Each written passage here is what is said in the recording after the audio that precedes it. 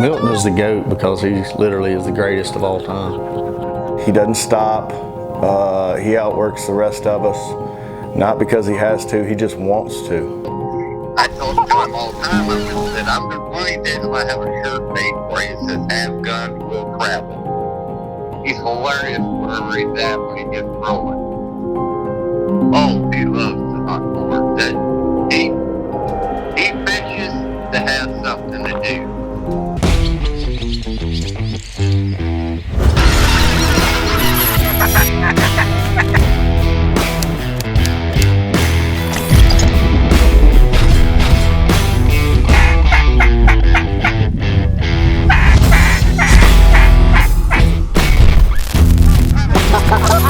Get him!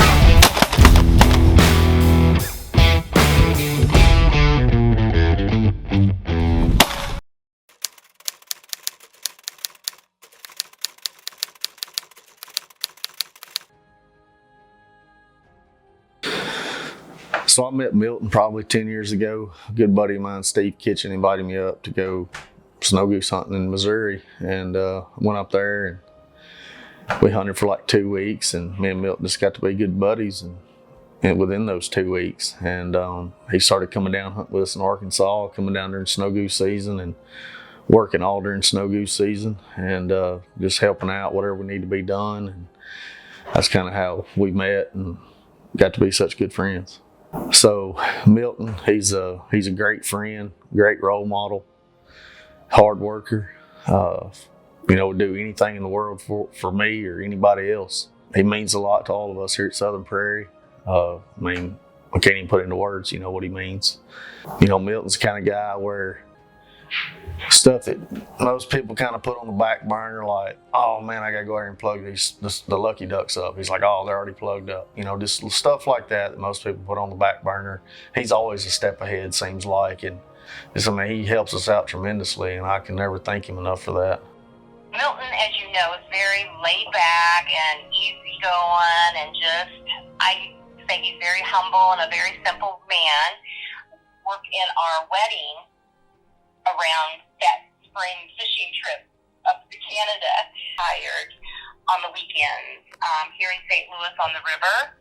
But going on these actual trips, that all has started to escalate more since he retired in 2009. I love him for everything that he does to me. He understands and knows how much I appreciate what he does do. He was a truck driver, and I was a diesel mechanic, and that's how I met him. That's been about 20 years ago, I guess. A lot. He's somebody I can call, talk to if I need to talk to somebody. He's a person, he's always got your back, no matter what. I met Milton the same way Jed did, snow goose hunting. Of course, I met him through Jed. He was down in Arkansas snow goose hunting, and at the time, man, I was shooting a Beretta 391 at the time, and it didn't take a tube, so Milton let me shoot his A400, and I shot that thing for about 3 years, I think, put with a tube on it. And so I think I've put more rounds through Milton's gun than he has. Man, Milton's one of a kind. Milton's the guy that's always ready to go. He doesn't stop. He outworks the rest of us, not because he has to, he just wants to. And he can't sit down, so there's always something to do. There's always a floor to be swept, or a gun to be taken apart and cleaned, or geese to find at the end of the day. So Milton's just that ride or die guy that's always ready to go, and when you call him, you never get a no out of him. It's just something about the snow geese. Both of us, we all have that little glimmer in our eye when a big wad of snow geese come in. There's something about that bird. It's way harder to shoot snow geese than it is hawkers or specks or ducks. They're a lot more difficult, but when they do it, it's the best. It's just the best. Snow geese in Alberta.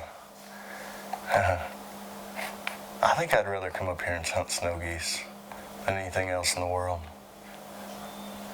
I love dark geese. I love big Canada geese. I used to not, Jed and I had an old saying, we wouldn't walk across the road for a big goose. I like one on the deck now. But snow geese we don't have a lot of them where we are. But when we do, most of the time it's the right ones. And man, they're special little bonus birds for us up here. And if we can find a dark feed with a couple thousand snow geese in it, and if they're trickling off of that thing, oof, it can get dirty pretty quick.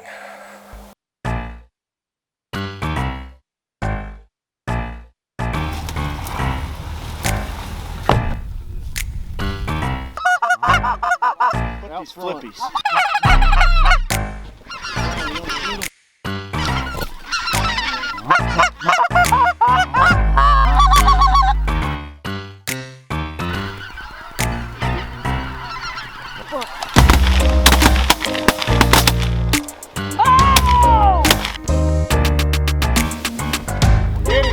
Get him!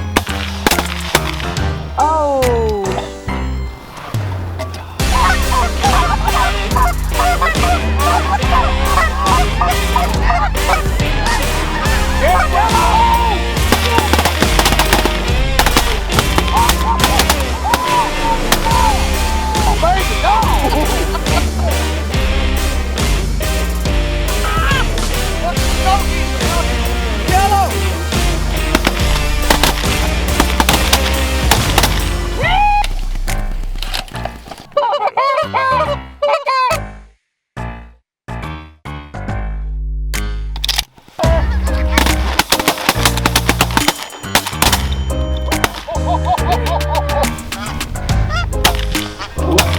Got it.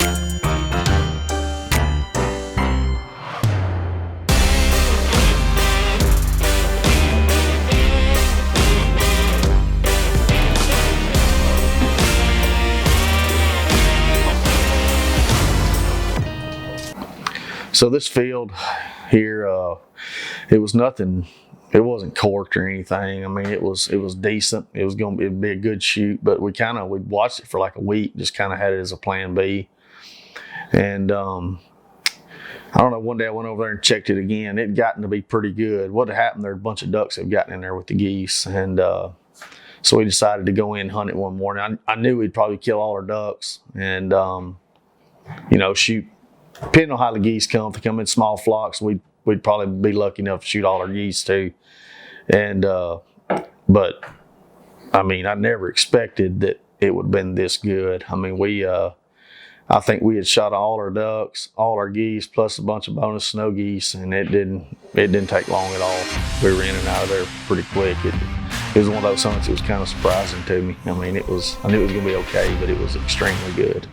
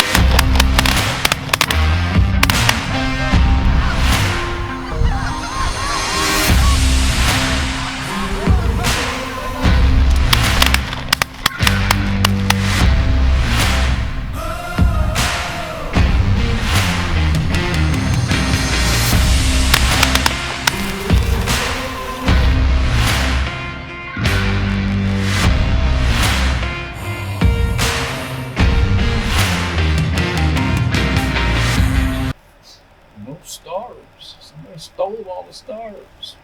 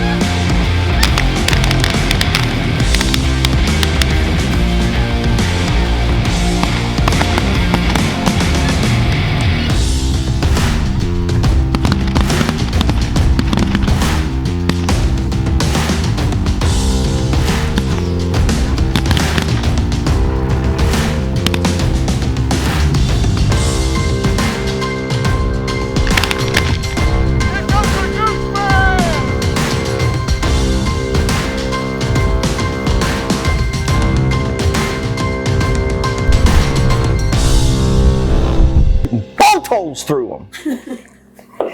That's for you, Watt. So somebody found this field. I don't know who it was. I don't know if it's Jed or somebody, Lauren or Robert, whoever it was out that afternoon. And it was, from when you're scouting, you're on the road, so you can't really. There's a lot of times you can't see little undulations in the field. So we got out there, and there were these pretty deep, nice little ditches in there that we could put these layout blinds and kind of butt them up to a bank there. And we got in there, and we had zero wind, and these things just kept coming and coming. And so a lot of the little bit of wind that we did have was a little bit of a crossing wind. And man, I mean, of all the goose hunts this year, that one ranks right up there pretty special. So Lauren had gotten permission on this other field, and it was full of darks, bunch of little geese and a bunch of big ones. And so we pulled in the field that morning, and the afternoon before I went back and checked it, and I couldn't tell. It just looked like it was flat as a pancake out through there. Once we pulled out in the field that morning, there was actually a little ditch in it. And we tucked the layout blinds in that ditch, and they had no idea where they were. We stuck the decoys out probably 30 yards out away from the ditch. And from the first flock to the last flock we shot into, it was like every flock come to that field just put their feet down right in the pocket. And we were shot probably 8 limits in like 30 minutes. It was an awesome hunt also.